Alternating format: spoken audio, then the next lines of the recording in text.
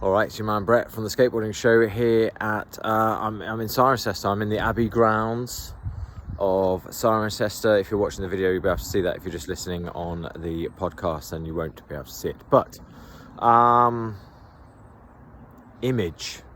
That's an idea, isn't it? There you go.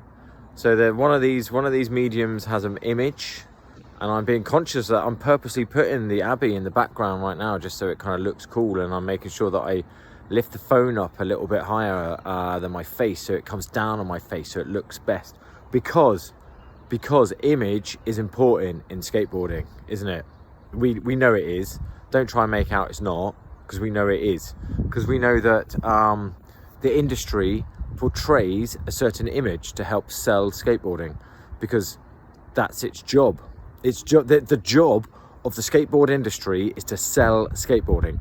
And it sells it through telling us that skateboarding is fun, it's accessible, it's great to do, and that it's cool.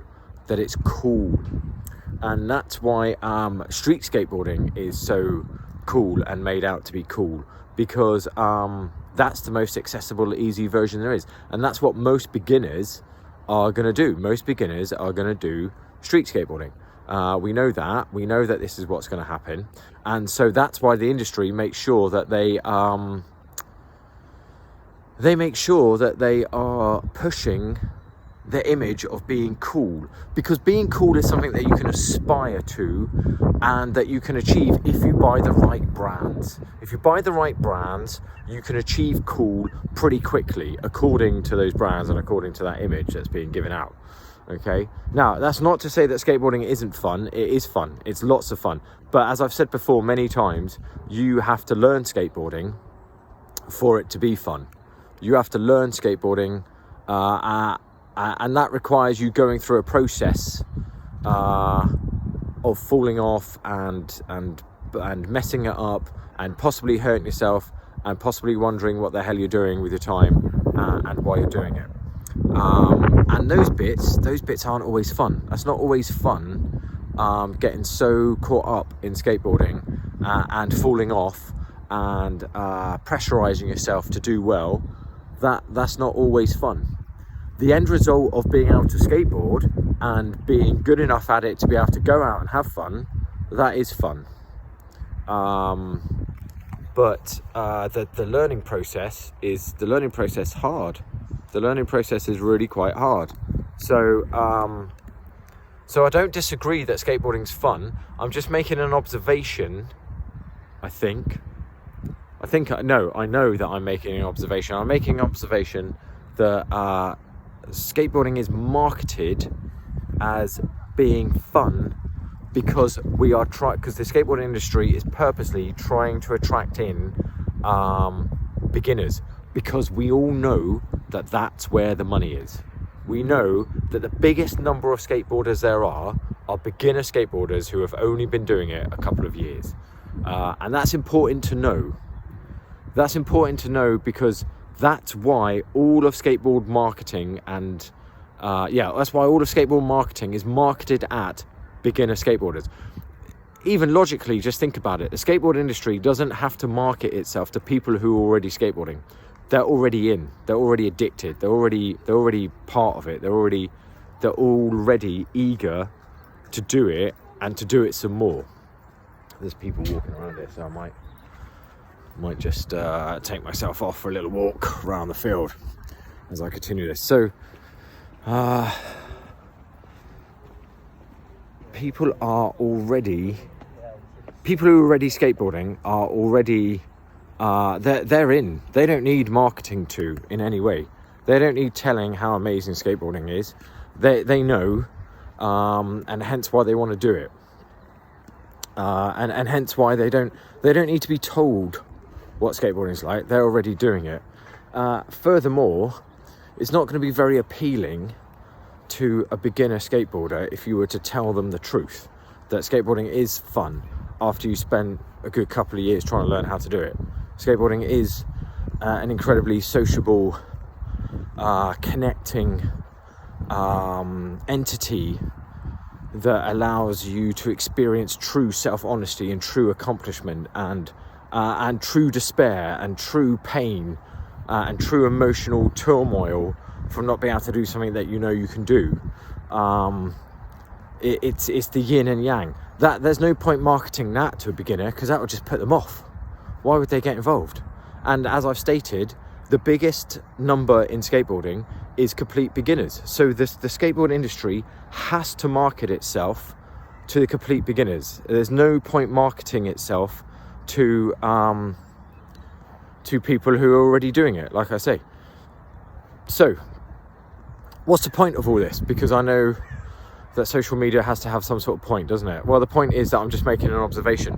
The point is that I'm interested in that weird sort of contradiction of skateboarding's fun, and at the same time it's not fun at all. And why is it marketed as being fun? Why is it not marketed as something that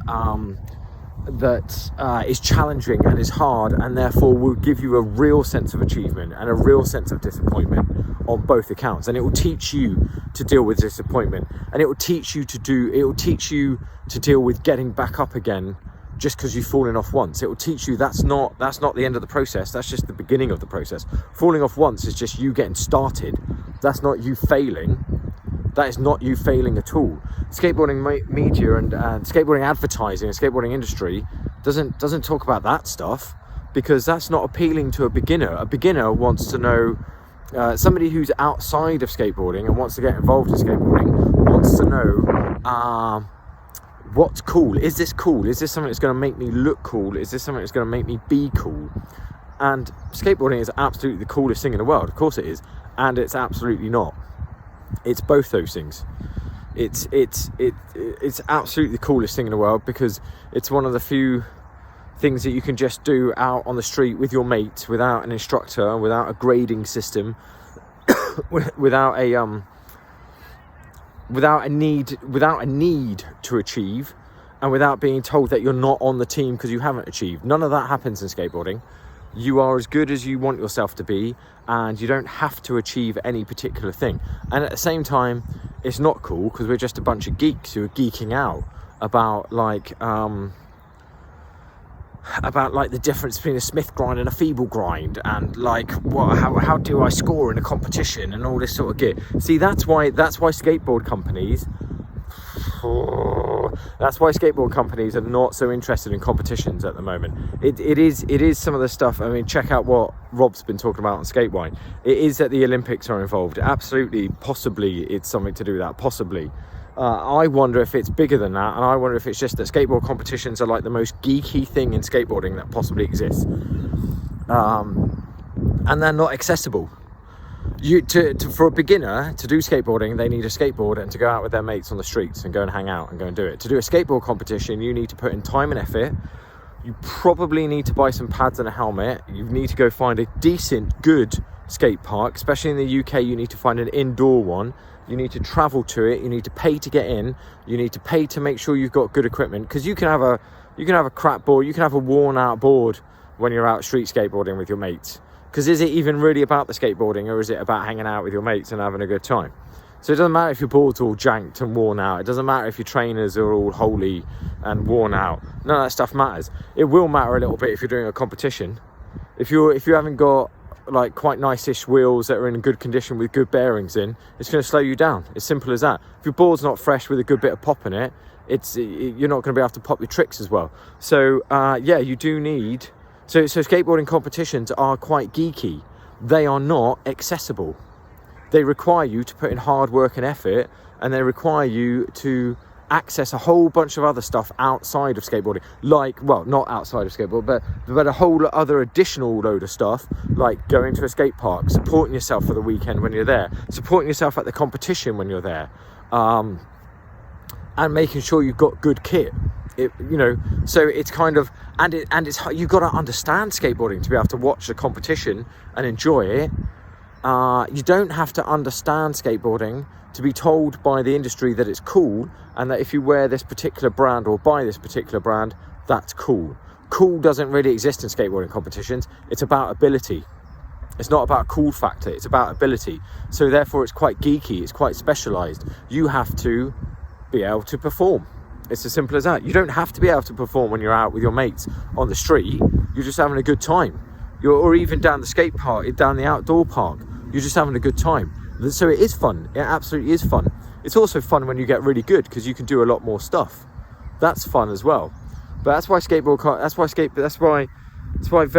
I mean, some of the industry supports competitions, but if you notice, they support their own competitions because they're essentially just a big marketing ploy, you know, like, and that's fine, and that's all right. That's all of this is all right, but there is a reason why there's a lot of money. You know, there's a reason why Vert Attack is not happening. There's a reason why the Bowlerama or Bowlzilla, sorry, in New Zealand got cancelled at the last minute, and both of those was to do with not having enough sponsorship. Why do they not have enough sponsorship?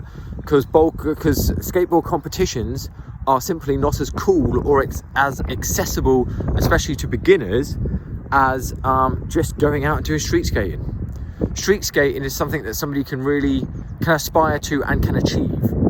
And by street skating, I don't think I mean actually the act of street skateboarding. I think I mean the act of hanging out, wearing the right brands, looking cool. That can be easily achieved. That can be bought. That can be bought. That's the point, isn't it? That's the whole point. That's why the industry is selling that to you, because it can be bought. You can buy the right brands, you can buy the right clothing, and you can buy the right boards, and you can look cool. You can't buy your way into being good at skateboarding and achieving at a competition. It's an elite thing. It's a geek thing. It's a achievement thing. You have to really go out there and achieve and train and do really well and do it. So it's sort of hard to justify the marketing budget to sponsor a competition, because the return on that is going to be very little, because you're only going to put your brand out in front of people who are already doing skateboarding. You don't need to do that. You need to get your brand out in front of people who don't skateboard to convert them into skateboarding, and convert them into skateboarders, and convert them by going, you're doing something right now that's not cool. Skateboarding is cool. Come and do this and buy our brand when you're at it as well. Wow, that's what it's all about.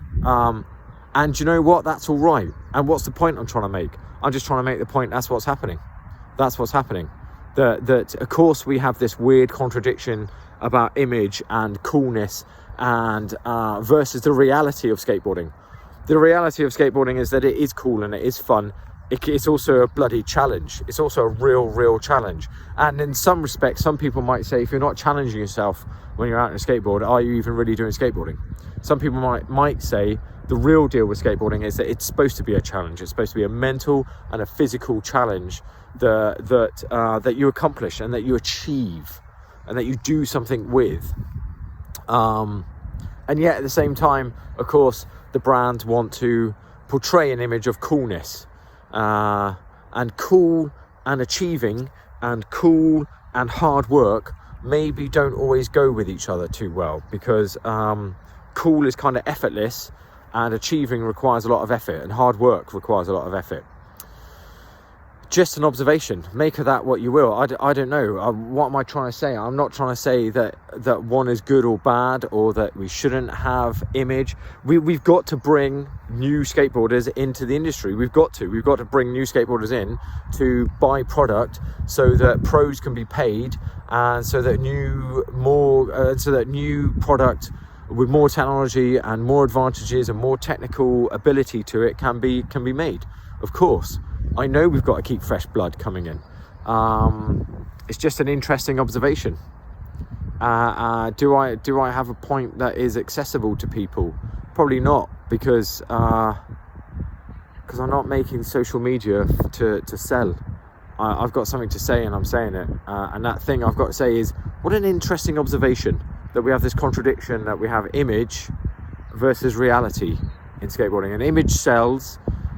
And reality is what we're left with when you've been doing skateboarding a little while, and you're left going, oh yeah, this is fun, but it's taken me a long while to get to the point where it's fun. Isn't it interesting that really talented skateboarders work really hard to do competitions, and some brands don't want to know about it because it's not going to sell their brand?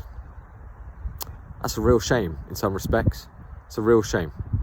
But the real skateboarders know where it's at, and the beginner skateboarders might learn where it's at, and maybe none of it. Maybe street skateboarding is where it's at, and it is. Street skateboarding is really amazing. I've got a lot of time and respect for anybody who does any level of skateboarding at any level where they are challenging themselves, and even where they're not. What the hell? It doesn't matter. It's not my place to say. What do I know about anything? I don't know anything. Thank you if you joined me this long. 15 minutes, a bit long this one. Oh well, that's how it is. It's Friday. I think I'm off to spit sawdust tonight. Practice some knee slides. Right, see you all later. Bye.